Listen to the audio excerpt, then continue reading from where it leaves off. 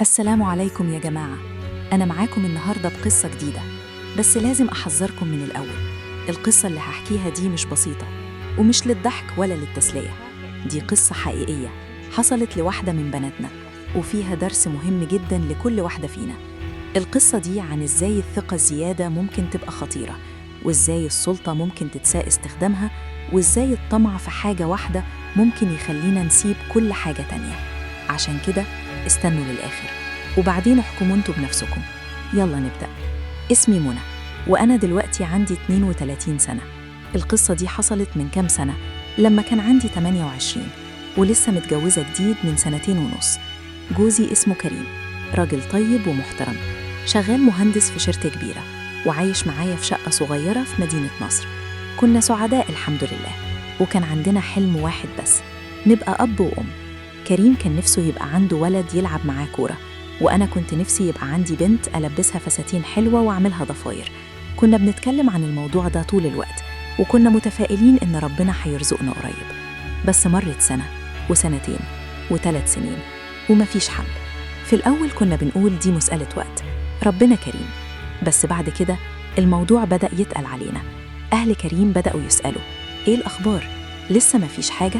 وأمي كمان بدأت تقلق وتقولي يا بنتي روحي اعملي كشف، ممكن يكون في مشكلة.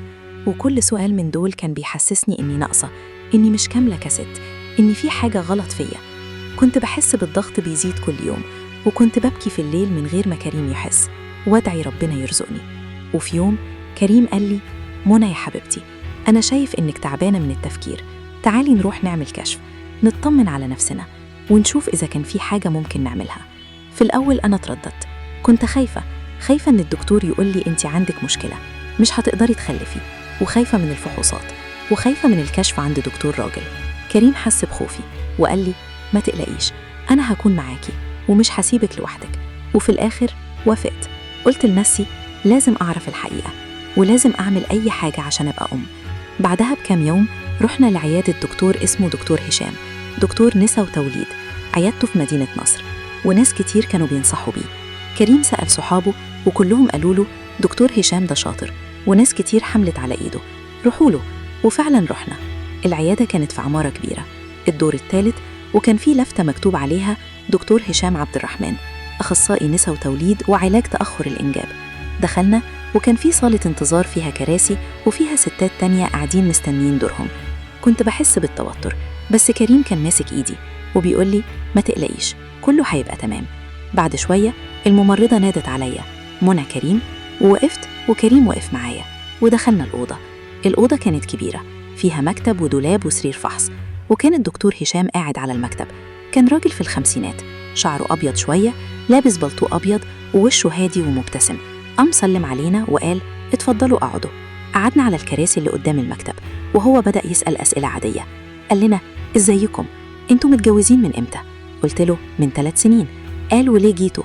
كريم قال له احنا عايزين نطمن لأننا متجوزين من 3 سنين ومفيش حمل. الدكتور هز راسه وقال ماشي، ده طبيعي ومش لازم تقلقوا، ممكن يكون الموضوع بسيط جدا. بعد كده الدكتور بدأ يسأل أسئلة أكتر عن الدورة الشهرية بتاعتي، عن الصحة العامة، عن التاريخ المرضي، وكل حاجة كانت عادية جدا، وأنا كنت مرتاحة شوية. بعد كده الدكتور قال تمام، دلوقتي لازم أعمل كشف بسيط عشان أشوف كل حاجة سليمة. وأنا حسيت بالتوتر يرجع تاني. قلت له بس يعني أنا، وما كنتش عارفة أقول إيه. هو فهمني وابتسم وقال ما تقلقيش يا فندم، ده فحص عادي جدا، وأنا دكتور وده شغلي، وجوزك ممكن يقعد بره لو حابة. كريم بص لي وقال لي أنت عايزة إيه يا منى؟ قلت له لا، أنا عايزاك تقعد بره. وكريم طلع وقفل الباب وراه، ووقفت ورحت ناحية السرير اللي في الأوضة. الدكتور قال لي اتفضلي نامي على السرير وارفعي الفستان شوية، بس مش لازم تخلعي حاجة. وعملت كده وكنت حاسة بقلبي بيدق بسرعة. الدكتور جه جنبي ولبس جوانتي وبدأ يعمل الفحص. في الأول كان بيضغط على بطني بإيديه وبيسأل بتحسي بوجع هنا؟ وكنت بقول له لا. بعد كده قال تمام، دلوقتي هعمل فحص داخلي بسيط.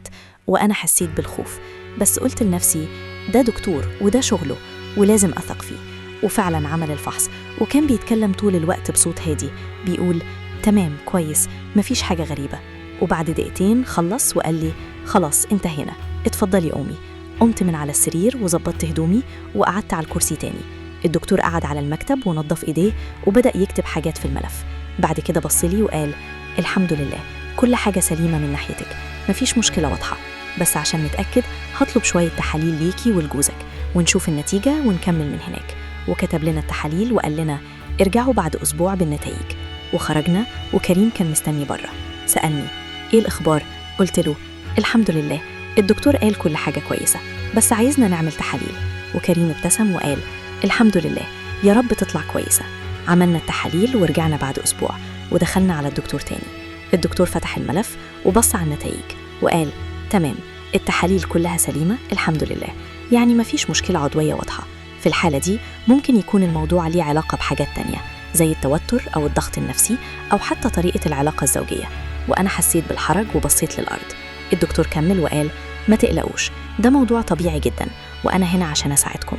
بعد كده بص لكريم وقال: ممكن حضرتك تديني دقيقتين بس مع مدام منى؟ في شوية أسئلة خاصة شوية ومهم أسألها لوحدها عشان نفهم الموضوع أكتر. كريم بص لي وأنا هزيت راسي إني موافقة ولو إني كنت مش مرتاحة للفكرة. كريم قال: ماشي يا دكتور، وطلع. ولما باب الأوضة اتقفل الدكتور ابتسم وقال: ما تقلقيش يا منى، أنا بس عايزة أفهم الموضوع أكتر عشان أقدر أساعدك. ممكن تحكي لي عن العلاقة بينك وبين جوزك؟ يعني بتحصل قد إيه في الأسبوع مثلا؟ أنا حسيت بالحرج الشديد بس قلت لنفسي ده دكتور ولازم أجاوب عشان يساعدني. قلت له: يعني 2 أو 3 مرات في الأسبوع تقريبا.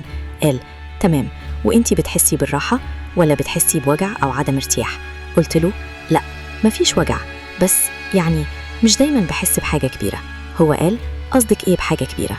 وأنا حسيت إن وشي بقى أحمر وقلت له: يعني مش دايما بوصل لنقطة يعني النهاية، فهمني؟ وقال: فاهم، يعني مش دايما بتوصلي للإحساس الكامل. وأنا هزيت راسي. الدكتور سكت شوية وبعدين قال: طب ممكن أسألك سؤال تاني؟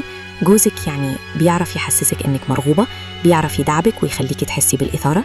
وأنا ما كنتش مصدقة إن الدكتور بيسألني الأسئلة دي، بس في نفس الوقت كنت محتاجة أتكلم. قلت له: يعني كريم راجل طيب، بس مش دايما بيعرف إيه اللي يخليني أحس كويس. هو بيحاول بس مش دايما بينجح. الدكتور قال: فاهم، يعني في فجوة بينكم في الموضوع ده، وده ممكن يكون سبب من أسباب تأخر الحمل، لأن الإحساس بالإشباع عند الست ده مهم جدا في عملية الإخصاب. وأنا بصيت له وقلت له: فعلا؟ يعني الموضوع ده بيأثر؟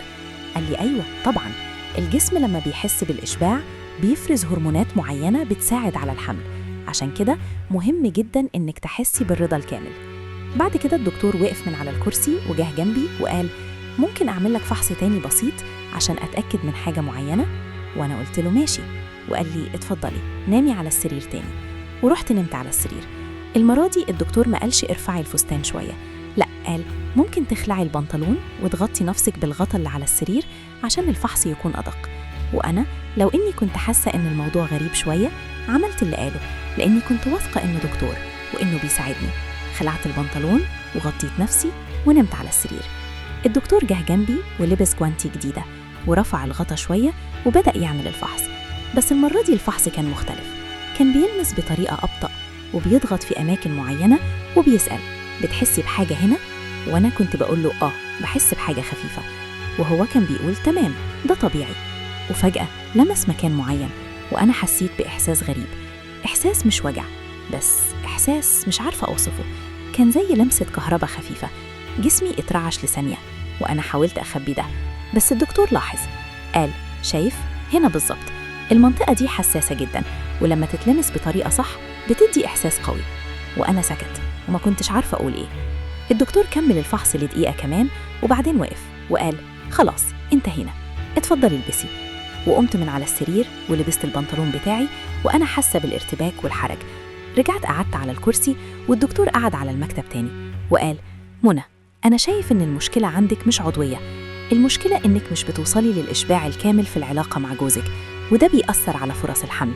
عشان كده أنا هديكي شوية نصايح، ولو حابة ممكن نعمل جلسات علاج طبيعي بسيطة هنا في العيادة عشان نساعدك تفهمي جسمك أكتر وتعرفي إيه اللي يخليكي تحسي بالإشباع. وأنا بصيت له وقلت له: جلسات علاج طبيعي يعني إيه؟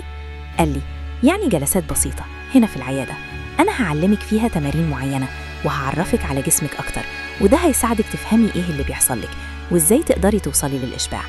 وأنا لو إني كنت متوترة من الفكرة قلت لنفسي: لو ده هيساعدني أحمل يبقى لازم أعمله. طلعت من العيادة وكريم كان مستني بره. سألني إيه اللي الدكتور قاله، وأنا حكيت له إن الدكتور قال إن مفيش مشكلة عضوية، بس محتاجة أعمل جلسات علاج طبيعي عشان أفهم جسمي أكتر. كريم قال طب تمام، يا رب يكون في خير.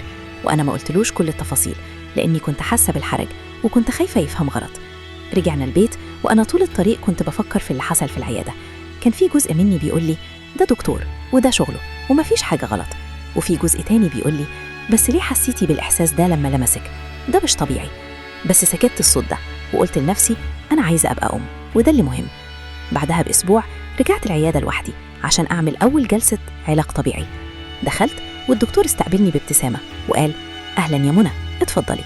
وقفلنا باب الأوضة وقال لي النهاردة هبدأ معاكي أول جلسة. الجلسة دي هدفها إنك تفهمي جسمك أكتر وتعرفي إيه اللي بيحصل لك لما بتتلمسي في أماكن معينة، وإزاي تقدري توصلي للإشباع الكامل. وأنا هزيت راسي وأنا حاسة بالتوتر الشديد. قال لي اتفضلي نامي على السرير واخلعي البنطلون زي المرة اللي فاتت. وعملت كده ونمت على السرير وغطيت نفسي. الدكتور جه جنبي ولبس جوانتي وبدأ يعمل نفس الحركات زي المرة اللي فاتت، بس المرة دي كان بيتكلم أكتر. كان بيقول دلوقتي أنا هلمس المنطقة دي وانتي ركزي في الإحساس اللي بتحسي بيه. ولمس وأنا حسيت بنفس الإحساس الغريب، الإحساس اللي مش وجع بس إحساس قوي. وحاولت أخبيه بس جسمي كان بيترعش من غير إرادتي. الدكتور قال شايفة، ده الإحساس اللي المفروض تحسي بيه، ده إحساس طبيعي جدا ومفيش فيه حاجة غلط. وكمل يلمس ويتكلم ويشرح، وأنا كنت حاسة بالخلط بين الحرج والإحساس الغريب ده. وفجأة الدكتور بدأ يلمس بطريقة أسرع شوية وبطريقة أقوى، وأنا حسيت إن الإحساس بيزيد وبيكبر وبيملى جسمي كله. كنت عايزة أقول له كفاية أنا مش مرتاحة، بس في نفس الوقت كان في جزء مني مش عايز يوقف، لأن الإحساس ده كان حاجة ما كنتش حسيت بيها قبل كده بالقوة دي. وفجأة جسمي كله اترعش وحسيت بموجة قوية جدا، وصوتي طلع بدون إرادتي، صوت خفيف كأنه وبعدها جسمي استرخى وأنا كنت لهثة ومش مصدقة اللي حصل.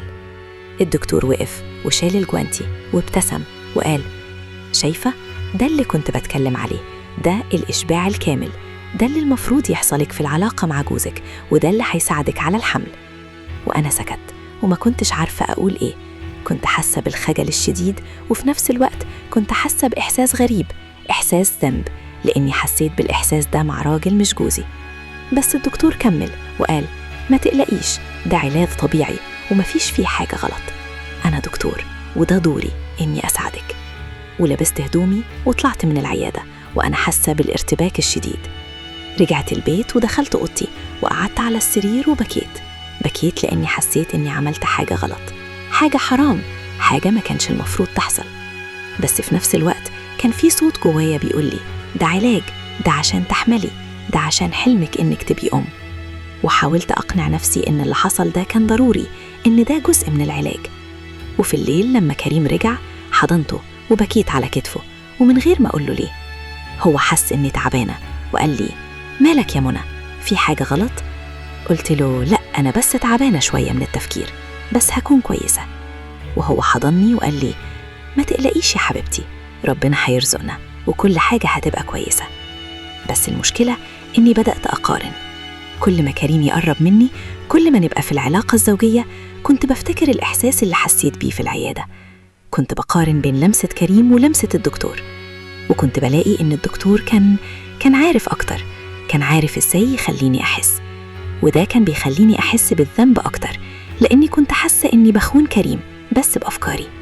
كنت بحاول أركز مع كريم، بحاول أحس بنفس الإحساس، بس ما كنتش بوصل وكنت بفضل محبطة. وبعد أسبوعين رجعت العيادة تاني لجلسة تانية، ودخلت والدكتور استقبلني وقفلنا الباب. المرة دي أنا ما كنتش متوترة زي المرة الأولى، كان في جزء مني كان مستني اللي هيحصل. وفعلا نفس السيناريو اتكرر. نمت على السرير، خلعت هدومي، الدكتور بدأ يلمس، وأنا بدأت أحس بالإحساس ده تاني. بس المرة دي أنا ما منعتش بنفس القوة، سبت نفسي، سبت جسمي يحس، سبت نفسي أعيش اللحظة دي. وفي نهاية الجلسة حصل نفس اللي حصل المرة اللي فاتت، جسمي اترعش وحسيت بالموجة القوية دي، وبعدها استرخيت وطلعت من العيادة وأنا حاسة بمزيج من الرضا والذنب. ومرت الأسابيع والجلسات بقت روتين. كل أسبوعين كنت بروح العيادة وكنت بعمل نفس الحاجة، وكل مرة كان الإحساس بالذنب بيقل شوية وكان الإحساس بالرضا بيزيد. كنت بقول لنفسي ده علاج، ده عشان أحمل، وكنت بصدق الكلام ده. كنت بصدق إن اللي بعمله ده صح، إن ده جزء من الخطة، إن ده هيساعدني أوصل لحلمي. وفعلاً في الشهر الثالث من الجلسات عملت تحليل حمل ولقيته إيجابي. لما شفت الخطين على التحليل ما كنتش مصدقة، بكيت من الفرحة وجريت على كريم وقلت له كريم أنا حامل. وكريم حضني وبكى هو كمان وقال الحمد لله الحمد لله يا منى، ربنا استجاب. وكنا في قمة السعادة. رحنا للدكتور وأكد الحمل وقال لنا مبروك، ربنا يتمم بخير. وأنا كنت سعيدة جدا، بس في نفس الوقت كان في سؤال جوايا، سؤال ما كنتش عايزة أفكر فيه. البيبي ده منين جاي بالظبط؟ هل من العلاقة مع كريم ولا من الجلسات في العيادة؟ حاولت أطرد السؤال ده من دماغي، حاولت أقنع نفسي إن الحمل طبعاً من كريم، إن الجلسات مع الدكتور كانت بس علاج، ما كانتش حاجة تانية. بس الشك ده فضل جوايا مدفون مستخبي. وطول فترة الحمل كنت بدعي ربنا يسامحني لو كنت عملت حاجة غلط. كنت بدعي إن البيبي يطلع سليم ويطلع شبه كريم. وفعلاً بعد 9 شهور ولدت بنت جميلة اسمها ياسمين. ولما شفتها لأول مرة بكيت من الفرحة وبكيت من الخوف، لأني كنت خايفة أشوف في وشها حاجة تفكرني بالدكتور. بس الحمد لله البنت كانت شبه كريم، كان عندها نفس عينيه ونفس ابتسامته. دلوقتي ياسمين عندها 4 سنين وأنا بحبها أكتر من روحي. بس لسه لحد النهاردة الذنب ده موجود جوايا. كل ما أبص لياسمين بفتكر اللي عملته، بفتكر الجلسات في العيادة، بفتكر الإحساس اللي حسيت بيه، بفتكر إني كنت ضعيفة. وبسأل نفسي هل أنا عملت حاجة غلط؟